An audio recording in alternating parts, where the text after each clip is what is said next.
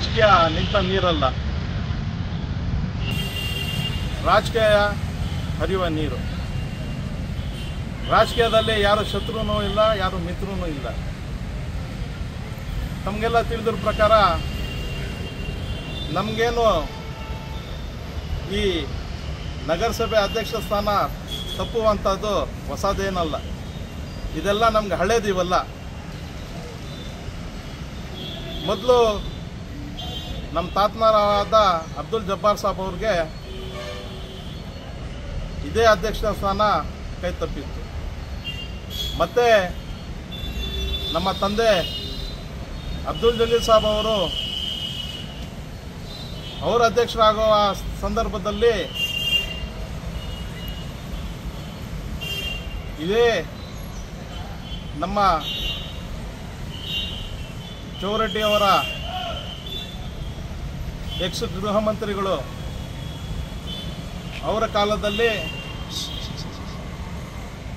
ಅವ್ರಿಗೂ ಅಧ್ಯಕ್ಷ ಸ್ಥಾನ ಕೈ ತಪ್ಪಿತ್ತು.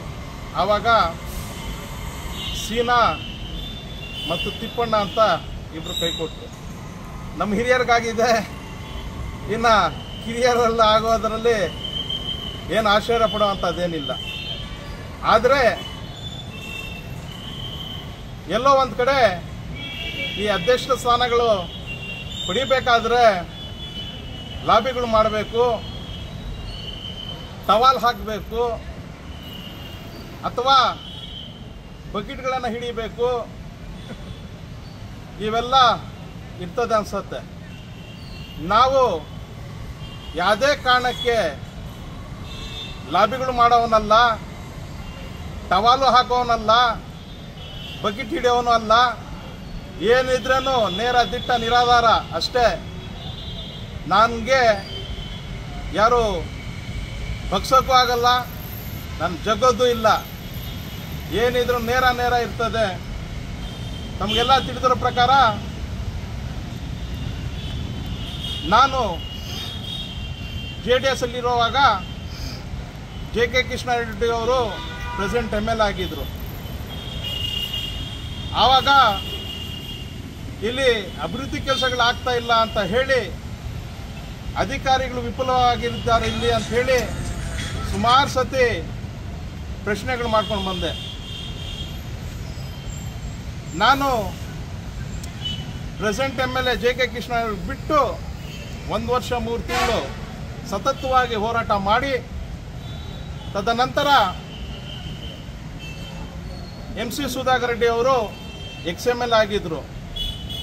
ನಗರಸಭೆನೂ ಇರಲಿಲ್ಲ. ಆ ಸಮಯದಲ್ಲಿ ನಾನು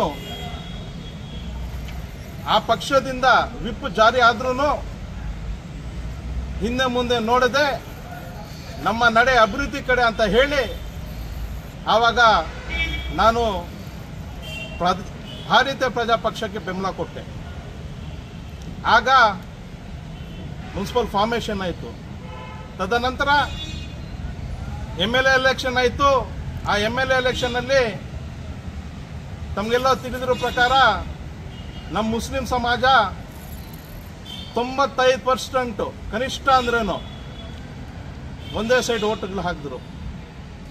ಮತ್ತೆ MP ಎಲೆಕ್ಷನಲ್ಲೂ ನಮ್ಮ ಮುಸ್ಲಿಂ ಸಮಾಜ 100ಗೆ 100 ಮತಗಳು ಹಾಕಿದ್ರು. ಇವತ್ತು ನೋವಿನ ಸಂಗತಿ ಏನಂದ್ರೆ, ಕಾಂಗ್ರೆಸ್ ಪಕ್ಷದಲ್ಲಿ ನಮ್ಮ ಶಾಸಕರು ಗೆದ್ದಿದ್ದಾರೆ, ಕಾಂಗ್ರೆಸ್ ಸರ್ಕಾರ ಇದೆ, ನಾನು ಕಾಂಗ್ರೆಸ್ ಬಿ ಫಾರ್ಮ್ ಇಂದ ಗೆದ್ದಿರೋದು. ಇವೆಲ್ಲ ಚರ್ಚೆಗಳು ನಡೀತಲ್ಲಿ. ಇಷ್ಟೆಲ್ಲ ಆಗಿದೆ, ನಮ್ಮ ಕುಟುಂಬಗಳಿಗೆ ಅನ್ಯಾಯ, ನಮಗೆ ಅವಕಾಶ ಮಾಡಿಕೊಳ್ಳೇಬೇಕು ನೀವು ಅಂತ ನಾನು ಹೇಳಿದೆ. ನನಗೆ ಇವತ್ತು ಕಾಂಗ್ರೆಸ್ ಪಕ್ಷದಲ್ಲಿ ಇಟ್ಕೊಂಡು, ಕಾಂಗ್ರೆಸ್ ಸರ್ಕಾರ ಇಟ್ಕೊಂಡು, ಕಾಂಗ್ರೆಸ್ಸಲ್ಲಿ ನಾವು ಗೆದ್ದು ಎಲ್ಲೋ ನಮ್ಮ ಸಮಾಜ, ಮುಸ್ಲಿಂ ಸಮಾಜ ಇಷ್ಟೆಲ್ಲ ಕಷ್ಟಪಟ್ಟು ಇವ್ರಿಗೆ ಮತಗಳು ಹಾಕಿ ಕಾಂಗ್ರೆಸ್ ಪಕ್ಷ ಇಡೀ ಸ್ಟೇಟಲ್ಲಿ ತರಬೇಕು ಅಂತ ಶ್ರಮದಿಂದ ಒಂದು ಕಡೆ ಮತಗಳು ಹಾಕಿ ತಂದ್ವಿ. ಇವತ್ತು ನನಗೆ 100ಕ್ಕೆ 100 ಸಿಗಬೇಕಾಗಿತ್ತು ಅಧ್ಯಕ್ಷ ಸ್ಥಾನ. ಆದರೆ ನನಗೆ ಬಹಳ ನೋವಾಗ್ತಾ ಇದೆ, ಕೈ ತಪ್ಪಿದೆ. ಅದೇನು ಗೊತ್ತಾಗಿಲ್ಲ. ಏನಿದ್ರೆ ಹೈಕಮಾಂಡ್ ಅಂತ ಹೇಳಿದ್ದೆ ಮೊನ್ನೆ, ಅವ್ರು ಬಿಟ್ಟಿರೋದು. ಆದರೆ ಈ ಒಂದು ಸಮಾಜಕ್ಕೆ, ಇಡೀ ಕೌನ್ಸಿಲಲ್ಲಿ ನಾನು ಒಬ್ಬ ಮುಸ್ಲಿಂ ಅಭ್ಯರ್ಥಿ ಇರೋದು, ನಾನು ಕಾಂಗ್ರೆಸ್ಸಿನ ಗೆದ್ದಿರೋದು. ನಮಗೆ ಅನ್ಯಾಯ ಆಗಿದೆ ಅಂತ ನಾನು ಹೇಳಕ್ಕೆ ಇಷ್ಟಪಡ್ತೇನೆ. ಯಾರು ಏನೇ ಹೇಳಿ, ನಾನು ಸಾರ್ವಜನಿಕನ ಜೀವನದಲ್ಲಿ ಬೆಳೆದಿರೋವನು. ಏನೇ ಕಷ್ಟ ಸುಖಗಳಲ್ಲಿ ಯಾರದೇ ಸಾರ್ವಜನಿಕರಲ್ಲಿ ಇರಲಿ, ಆ ಕಷ್ಟ ಸುಖಗಳಿಗೆ ನಾನು ಧೈರ್ಯವನ್ನು ತುಂಬಿ ನನ್ನ ಧ್ವನಿಯನ್ನು ಗೂಡಿಸಿ ಮುಂದಿನ ದಿನಗಳಲ್ಲಿ ನಮ್ಮ ನಡೆ ಅಭಿವೃದ್ಧಿ ಕಡೆ ಅಂತ ಹೇಳ್ತಾ, ನಾನು ಯಾವತ್ತೂ ಯಾರೇ ಇರಲಿ, ಏನೇ ಇರಲಿ, ನಾನು ಯಾರು ಗುಲಾಮ್ನೂ ಅಲ್ಲ, ನಾನು ಯಾರು ಗುಲಾಮ್ನಲ್ಲ ಅಂತ. ಮತ್ತೆ ಆ ಸಮಯದಲ್ಲಿ ನಾನು ಆ ಪಕ್ಷದಿಂದ ವಿಪ್ ಜಾರಿ ಆದ್ರೂ ಹಿಂದೆ ಮುಂದೆ ನೋಡದೆ ನಮ್ಮ ನಡೆ ಅಭಿವೃದ್ಧಿ ಕಡೆ ಅಂತ ಹೇಳಿ ಆವಾಗ ನಾನು ಭಾರತೀಯ ಪ್ರಜಾ ಪಕ್ಷಕ್ಕೆ ಬೆಂಬಲ ಕೊಟ್ಟೆ. ಆಗ ಮುನ್ಸಿಪಲ್ ಫಾರ್ಮೇಷನ್ ಆಯಿತು. ತದನಂತರ MLA ಎಲೆಕ್ಷನ್ ಆಯಿತು. ಆ MLA ಎಲೆಕ್ಷನ್ನಲ್ಲಿ ತಮಗೆಲ್ಲ ತಿಳಿದಿರೋ ಪ್ರಕಾರ ನಮ್ಮ ಮುಸ್ಲಿಂ ಸಮಾಜ 95% ಕನಿಷ್ಠ ಅಂದ್ರೇನು ಒಂದೇ ಸೈಡ್ ಓಟ್ಗಳು ಹಾಕಿದ್ರು. ಮತ್ತೆ MP ಎಲೆಕ್ಷನ್ನಲ್ಲೂ ನಮ್ಮ ಮುಸ್ಲಿಂ ಸಮಾಜ 100ಕ್ಕೆ 100 ಮತಗಳು ಹಾಕಿದ್ರು. ಇವತ್ತು ನೋವಿನ ಸಂಗತಿ ಏನಂದ್ರೆ, ಕಾಂಗ್ರೆಸ್ ಪಕ್ಷದಲ್ಲಿ ನಮ್ಮ ಶಾಸಕರು ಗೆದ್ದಿದ್ದಾರೆ, ಕಾಂಗ್ರೆಸ್ ಸರ್ಕಾರ ಇದೆ, ನಾನು ಕಾಂಗ್ರೆಸ್ ಬಿ ಫಾರ್ಮ್ ಇಂದ ಗೆದ್ದಿರೋದು. ಇವೆಲ್ಲ ಚರ್ಚೆಗಳು ನಡೀತಲ್ಲಿ. ಇಷ್ಟೆಲ್ಲ ಆಗಿದೆ, ನಮ್ಮ ಕುಟುಂಬಗಳಿಗೆ ಅನ್ಯಾಯ, ನಮಗೆ ಅವಕಾಶ ಮಾಡಿಕೊಳ್ಳೇಬೇಕು ನೀವು ಅಂತ ನಾನು ಹೇಳಿದೆ. ನನಗೆ ಇವತ್ತು ಕಾಂಗ್ರೆಸ್ ಪಕ್ಷದಲ್ಲಿ ಇಟ್ಕೊಂಡು, ಕಾಂಗ್ರೆಸ್ ಸರ್ಕಾರ ಇಟ್ಕೊಂಡು, ಕಾಂಗ್ರೆಸ್ಸಲ್ಲಿ ನಾವು ಗೆದ್ದು ಎಲ್ಲೋ ನಮ್ಮ ಸಮಾಜ, ಮುಸ್ಲಿಂ ಸಮಾಜ ಇಷ್ಟೆಲ್ಲ ಕಷ್ಟಪಟ್ಟು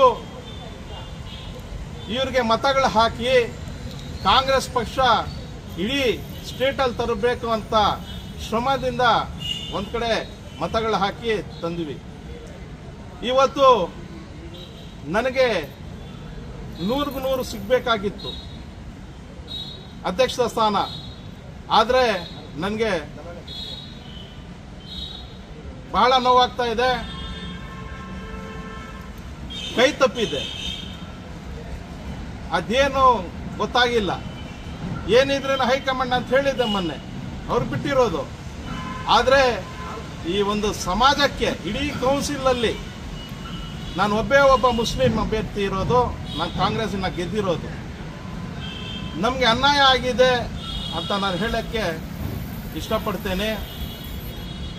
ಯಾರು ಏನೇ ಹೇಳಿ, ನಾನು ಸಾರ್ವಜನಿಕನ ಜೀವನದಲ್ಲಿ ಬೆಳೆದಿರೋವನು.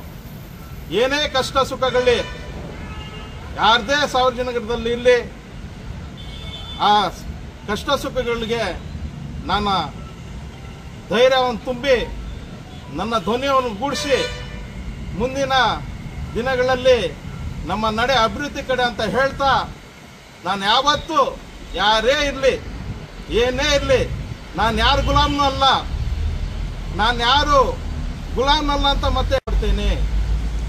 ಏನಿದ್ರು ನೇರ ಅಷ್ಟೇ ನಮ್ಮದು. ನಾನು ಜಗ್ಗೋದಿಲ್ಲ, ಬಗ್ಗೋದಿಲ್ಲ. ಏನಾದ್ರೂ ರಾಜಕೀಯದಲ್ಲಿ ಬಹಳಷ್ಟು ನೋಡಿದ್ದೀನಿ, ಬಹಳಷ್ಟು ನೋಡಿದ್ದೀನಿ. ಆದರೆ ಒಂದು ನೋವಿನ ಸಂಗತಿ ಏನಂದ್ರೆ, ಇವತ್ತು ನಮ್ಮ ಸಮಾಜ ಏನು ಮುಸ್ಲಿಂ ಸಮಾಜ ಇತ್ತು, ಅದಕ್ಕೆ ಅನ್ಯಾಯ ಆಗಿದೆ ನಮ್ಮ ಚಿಂತಾಮಣಿಯಲ್ಲಿ ಅಂತ ಹೇಳಕ್ಕೆ ಇಷ್ಟಪಡ್ತೀನಿ. ಮತ್ತೆ ಕಾಂಗ್ರೆಸ್ ಪಕ್ಷಕ್ಕೂ ಅನ್ಯಾಯ ಆಗಿದೆ. ಯಾಕಂದ್ರೆ ಇಷ್ಟೆಲ್ಲ ನೋವುಗಳಿದೆ ನಮ್ಮಲ್ಲಿ. ಮಾಡಬೇಕಾಗಿತ್ತು, ಇವರು ಮಾಡಿಲ್ಲ. ಏನು ಕಾರಣಗಳಂತೂ ಗೊತ್ತಿಲ್ಲ. ದಯವಿಟ್ಟು ಮುಂದಿನ ದಿನಗಳಲ್ಲಿ ಆದಷ್ಟು ಎಲ್ಲರೂ ಸೇರಿ ಜನರ ಕಷ್ಟ ಸುಖಗಳು ಏನಿದೆ ಇವತ್ತು ನಗರಸಭೆಯಲ್ಲಿ ಎಲ್ಲರೂ ಒಂದಾಗಿ ಸ್ಪಂದಿಸಿ ಕೆಲಸ ಕಾರ್ಯಗಳು ಮಾಡಿಕೊಡ್ಬೇಕಂತ ಎಲ್ಲರ ಹತ್ರ ವಿನಂತಿ ಮಾಡ್ಕೊಳ್ತೇನೆ. ಇವೆಲ್ಲ ಮಾತುಗಳು ನಮ್ಮ ಶಾಸಕರು MC ಸುಧಾಕರ್ ರೆಡ್ಡಿ ಮುಂದೆ ನಡೆದಿರುವಂಥ ಚರ್ಚೆ. ಅದರಲ್ಲಿ ಏನೂ ಇಲ್ಲ, ಏನು ಬದಲಾವಣೆಯನ್ನು ನಾನು ಹೇಳ್ತಾ ಇಲ್ಲ. ನನಗಂತೂ ನಮ್ಮ ಸಮಾಜ, ಮುಸ್ಲಿಂ ಸಮಾಜಕ್ಕೆ ಅನ್ಯಾಯ ಆಗಿದೆ, ನನಗೂ ಅನ್ಯಾಯ ಆಗಿದೆ. ಜೈ ಹಿಂದ್, ಜೈ ಕರ್ನಾಟಕ, ಜೈ ಭೀಮ್.